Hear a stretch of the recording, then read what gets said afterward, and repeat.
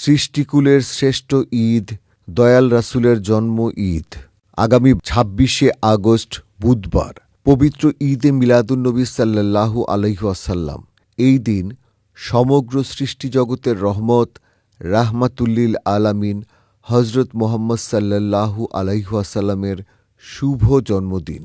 এই মহাপবিত্র দিন উপলক্ষে মহান সংস্কারক মুহাম্মদ ইসলামের পুনর্জীবন দানকারী সুফি সম্রাট হজরত সৈয়দ মাহবুবে খোদা দেওয়ানবাগী হুজুর কেবলাজানের সুমহান শিক্ষা অনুযায়ী সকাল থেকে বাদ জোহর পর্যন্ত দেওয়ানবাগ শরীফে অনুষ্ঠিত হবে আশেকে রাসূল সাল্লাল্লাহু আলাইহি ওয়াসাল্লাম সম্মেলন।